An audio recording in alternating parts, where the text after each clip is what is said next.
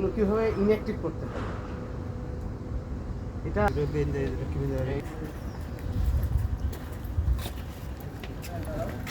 যেটা করব BLT control, হ্যাঁ বিএলটি লিফট কন্ট্রোলারের নাম হচ্ছে MPK708, ঠিক আছে, এটা 20K।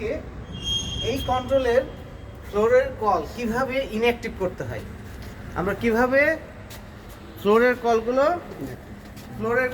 কিভাবে ইনঅ্যাক্টিভ করব। দেখা যাচ্ছে যে ইনঅ্যাক্টিভ ফ্লোর কল ইনঅ্যাক্টিভ অর্থাৎ আমার চাহিদা বা আমাদের রিকোয়ারমেন্ট অনুযায়ী দেখা যাচ্ছে 1, 3, 5, 7 যদি আমি বন্ধ করতে চাই সেক্ষেত্রে আমরা কীভাবে করব, অথবা 2, 4, 6, 8 যদি ফ্লোরের কল বন্ধ করতে চাই, ফ্লোর এবং কেবিনের কল দুটাই বন্ধ করতে চাই, আলাদাভাবে বন্ধ করা যাবে।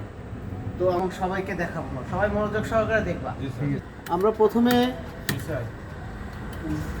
প্রথমে ইন্সপেকশন করে নেব। ইন্সপেকশন করার পরে এই যে কনফিগারেশন আছে, প্রথমে আমরা পাসওয়ার্ডটি ভেঙে নিব। এইভাবে যে পাসওয়ার্ডটি ভেঙে নিব। পাসওয়ার্ড ওকে হওয়ার পরে আমরা পুনরায়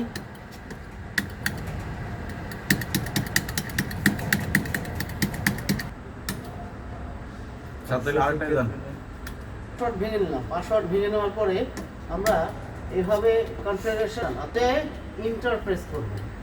ইন্টার প্রেস করে আমরা আপ অথবা ডাউন যে কোনো বাটন দিয়ে যাব।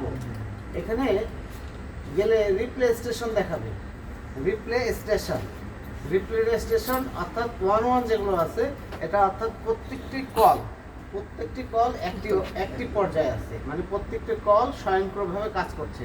অর্থাৎ কেবিনে এইটা স্টার্টিং একবারে কর্নারে, এটা মানে আমাদের সবচেয়ে নিচের কল। তো আমরা এখানে যখন ইন্টার প্রেস করব তখন এখানে এই যে 01 এসছে, মানে এটা হচ্ছে আমাদের এই ফ্লোর এইখানকার অনুযায়ী -1 অর্থাৎ এলজির কলটা।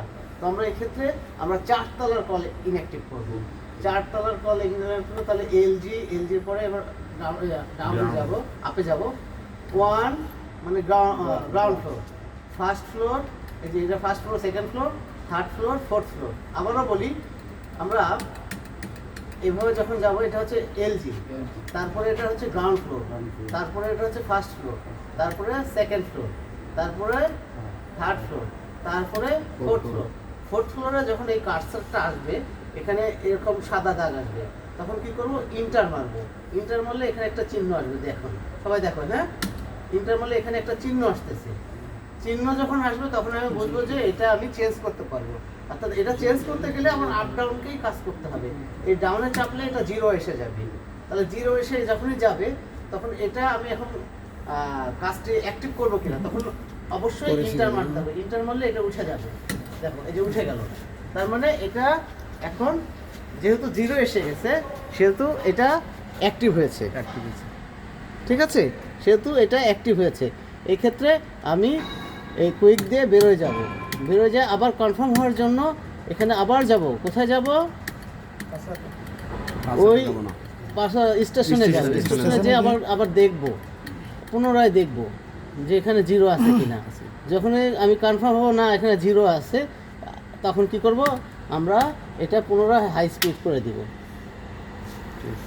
নর্মাল পজিশনে করে দেবো। নর্মাল পজিশনে করে দেওয়ার পরে আবারও আমি টেস্ট করে দেখব যে এই যে স্টেশনে ঢুকলাম, ইন্টার মারলাম, এবার ডাউনে আপে দিলাম, দেখি এখানে 0 আছে, তার মানে এটা কনফার্ম যে এটা আমাদের অ্যাক্টিভ হয়েছে। ওকে, আমি আরেকটা কন্ট্রোলে যে পুনরায় আরেকটা কন্ট্রোলে এভাবে দেখাবো।